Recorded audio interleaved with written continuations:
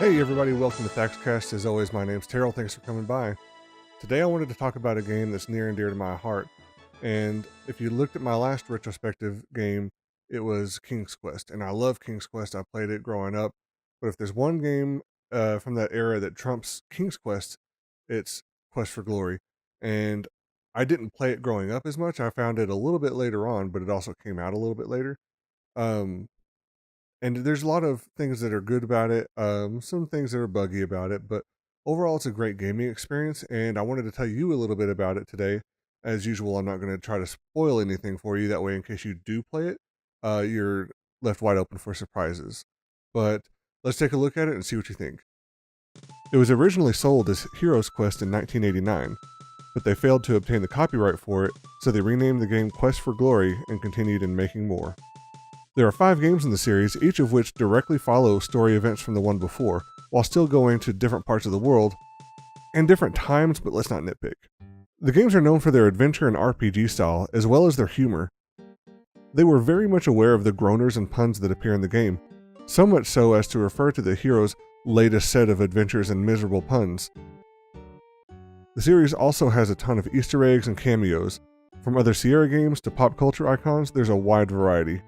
The games all have different settings and cultures.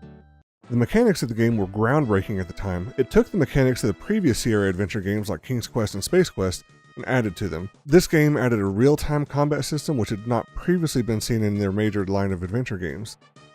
It also added a daytime-nighttime mechanic with NPCs that had different interactions and locations based on the time of day. In this game, you select a character type from the options of Thief, Warrior, and Magic User. You can then customize your skills with available points. Through the game, you build these skills to become more proficient in them. What really blew people's minds was the ability to export your character at the end and import it into the next game, keeping your skills, some of your inventory, and still being able to add points to your skills in the beginning. Each character class has unique abilities, some unique dialogue, unique quests, and different ways to complete the quests. As with other Sierra adventure games, there is no lack of puzzles. In the first game, Quest for Glory, So You Want to Be Your Hero, you are a new graduate of the famous Adventurers Correspondence School and want to make a name for yourself. As you look around, you find out that the local baron has had a few problems. His kids are missing and possibly dead, and there's a band of brigands that are terrorizing the area. The original version of the game was text-based with limited point-and-click functionality. It has its charms, but may be challenging to first-time adventurers that aren't used to what types of commands to use.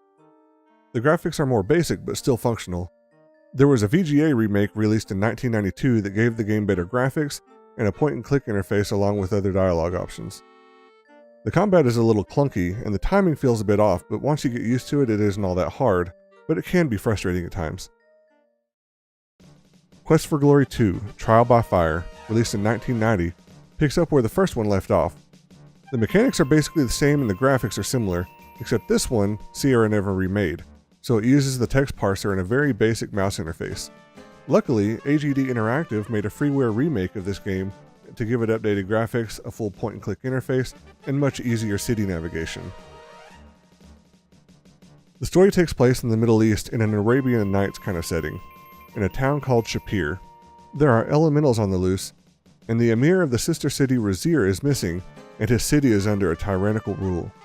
Make your way around this desert to help those you can, and maybe even take the path of a paladin.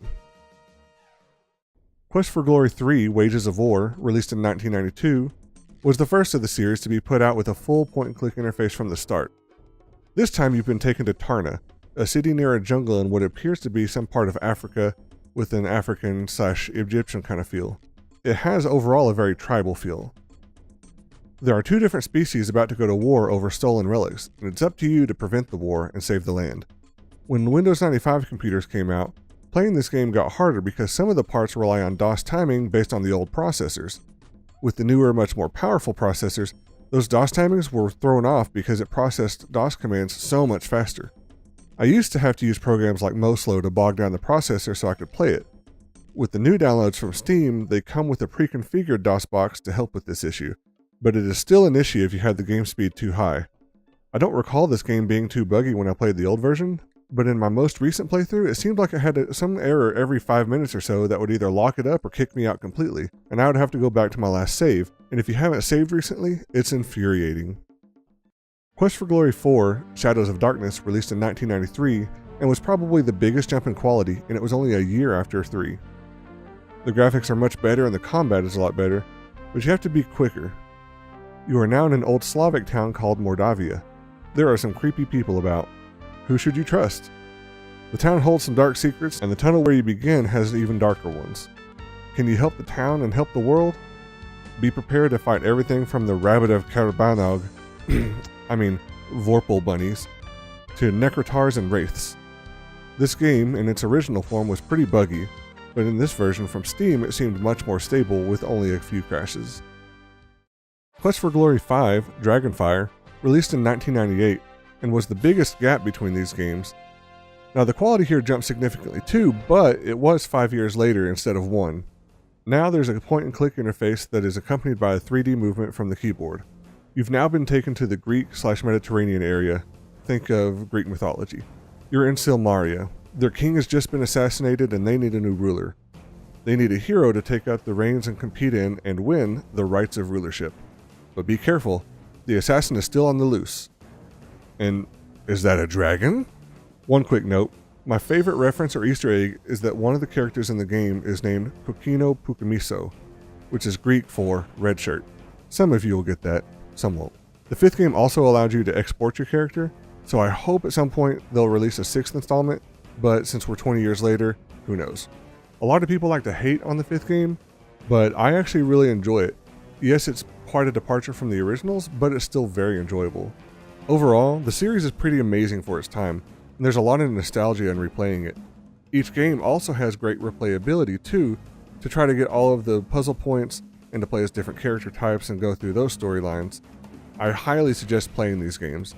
If you do, make sure you print off the manuals that they come with, or at least keep the file handy, because there are a few things you'll need it for throughout the games.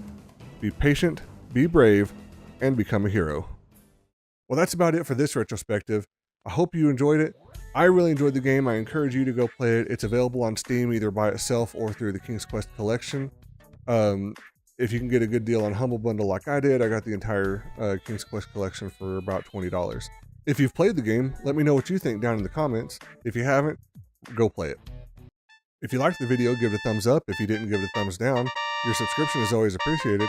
Thanks for coming by. Be good to each other and have a good one.